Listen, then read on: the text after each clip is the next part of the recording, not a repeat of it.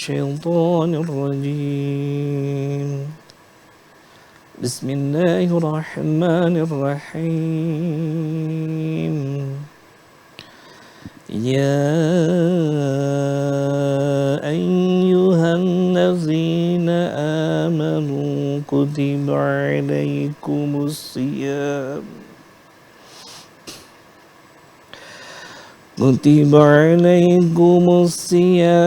كما كتب على الذين من قبلكم لعلكم تتقون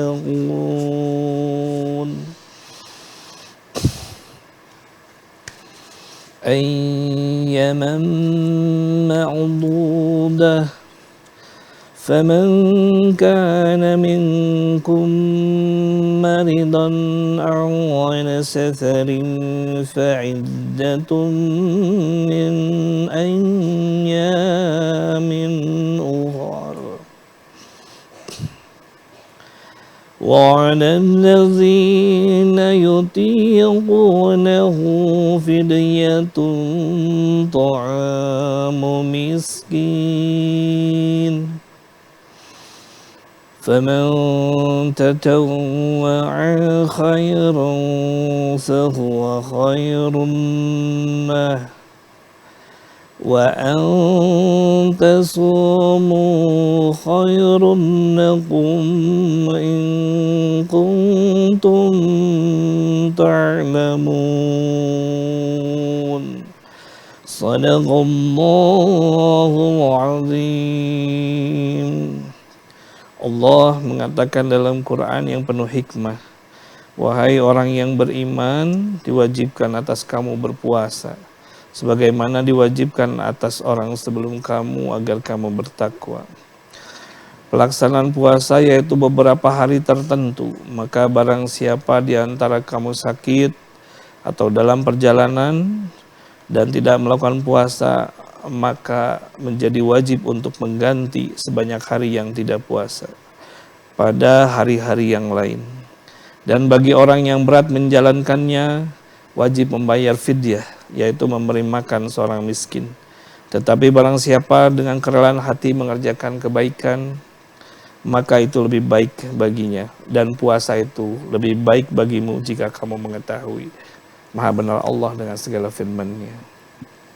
Masya Allah. Baik pemirsa, kembali bersama Senja Berkah, pasti berkah. Alhamdulillah. Alhamdulillah. Nah Pak Ustadz, saya jadi pengen bertanya nih, mungkin bisa dijelaskan secara lebih detail apa dari ayat yang baru saja dibacakan. Nah, perintah saum itu diturunkan kepada Nabi Allah Muhammad SAW sebenarnya adalah suatu perintah yang sudah diturunkan kepada nabi-nabi sebelum Nabi Muhammad.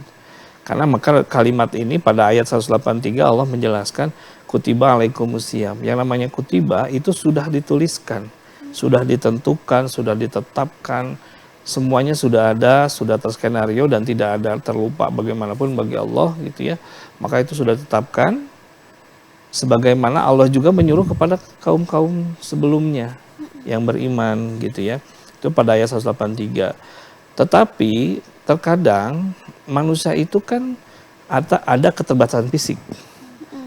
Bagi perempuan ada haid, bagi yang laki-laki sakit misalkan, atau misalkan bekerja keras karena terlalu keras akhirnya terpaksa bulan puasa tidak melakukan puasa. Maka dalam 184 itu Allah menjelaskan bahwa puasa itu dicukupkan bilangannya gitu. Jadi kalau tadi ada pertanyaan kenapa 1 tahun sekali? Karena dicukupkan bilangannya itu selama 1 tahun kita, Allah hanya menyuruh 1 bulan saja.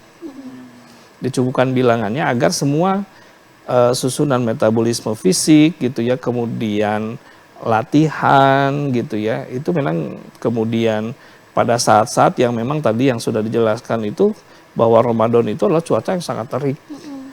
Bagaimana kalau cuaca yang sangat panas, terik, segala macamnya itu manusia ditempa.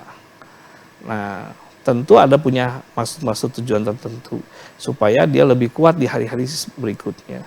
Maka tadi kalau misalkan kita nggak mampu tidak masalah, kata Allah 183 itu silakan diganti gitu ya puasanya di hari-hari yang lain gitu. Tetapi kalau misalkan bagi ibu hamil, mangga ada fikih turun, akhirnya fikih boleh diganti dengan fidyah atau boleh kaum gitu. Nah kurang lebih seperti itu pengertiannya tuh.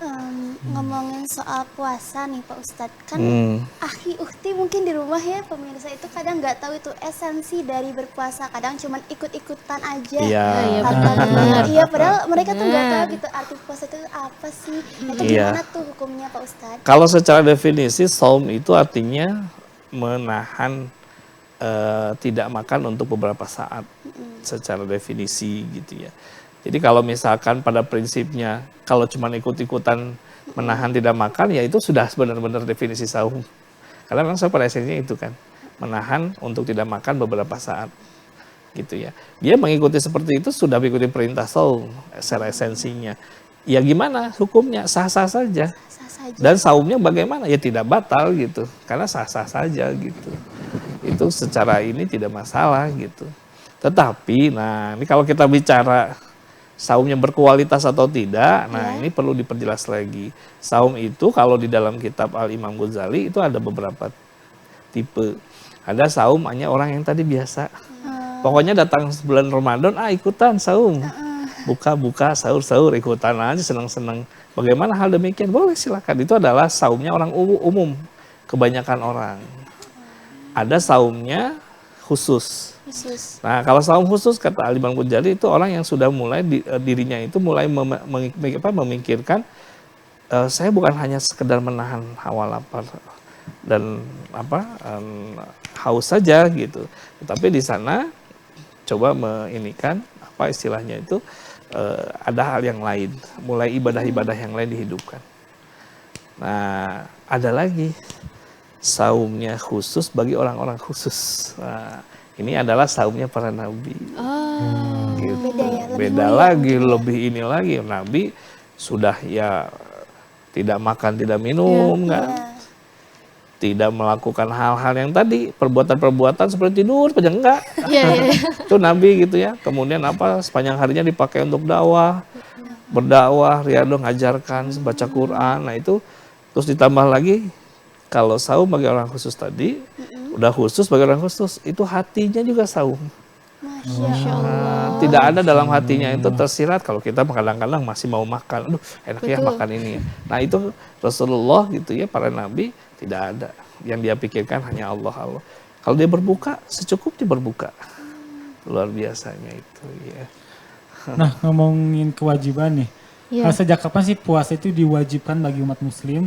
Dan siapa aja yang diwajibkan umat muslim itu Pak Ustadz? Kayak mungkin orang dewasa atau siapa aja gitu? Kalau dalam kitab itu disebutkan yang wajib bagi puasa itu adalah orang yang sudah balik. Masa balik terkena saum, wajib puasa. Wanita apabila dia sudah haid. Laki-laki apabila dia sudah bermimpi basah. Maka itu wajib saum. Nah, jadi kalau sudah terkena demikian, kemudian yang diwajibkan ini berakal ya. Orang gila tidak wajib saum. Orang yang terganggu gangguan jiwa itu tidak wajib saum. Karena mereka terlepas dari hukuman ibadah. Jangankan saum, sholat, zakat, puasa saja mereka nggak ini, tidak akan kena hukuman. Kalau kita kan menjadi satu wajib. Ketika balik wanita, maka kalau nanti Amel atau siapa jadi orang tua, tolong ditanya itu sama anak perempuannya. Jangan malu-malu, kita mah harus. Dalam Islam itu mengatur secara menyeluruh komprehensif. Jadi ketika punya anak, tanyain ya. Saya misal punya anak di rumah, saya tanya, udah haid belum? Udah bi. Ya udah saum. Begitu. Kalau anak dewasa gimana? Udah mimpi, udah bisa saum. Jadi masa-masa sebelumnya itu adalah masa pembelajaran aja kalau dia saum gitu. Oke. Ya Allah. Oke, ada satu lagi Pak Ustadz. Mualaf kalau masih belajar puasa, terus tengah-tengahnya nggak kuat, itu gimana Pak Ustadz? Kalau misalkan mualaf untuk belajar ya, ketika dia menetapkan diri masuk Islam secara hukum, ya itu harus mengikuti. Artinya itu kalaupun dia tengah-tengah batal tidak masalah, tapi lain hari harus diganti gitu aja. Tetap sama ya Sama berarti secara ya. hukum Iya, gitu. iya, iya. Ngomongin hutang puasa kan tadi harus digantinya. Itu kalau misalkan kita nih punya hutang puasa, nah di tahun berikutnya itu lupa membayar hutang puasa itu bagaimana? Apakah double atau bagaimana? Benar banget. Itu hutang lagi ya. Ini yang luar biasa yang saya selalu pesan kepada keluarga itu, jangan sampai hal itu terjadi ya. Dalam kaidah di sini tadi secara fikih dalam Quran, sampai kapanpun harus dibayar. Harus dibayar ya? Tetap harus dibayar. Sahurnya kita kemarin 10 hari, nggak tahu terlewat, tambah lagi ya, tambah 20 hari. Tapi nggak ada Gitu. istilah katanya kalau misalkan tahun depan, tahun sekarang ini utang nih, tahun depannya maksudnya nggak kebayar, otomatis katanya harus double. Aku pernah dengar kayak gitu. Apa gimana tuh Ustaz? Ambil analogi begini, dalam satu hukum orang tua kita nggak tahu misalkan, Iya. dia meninggal. Iya.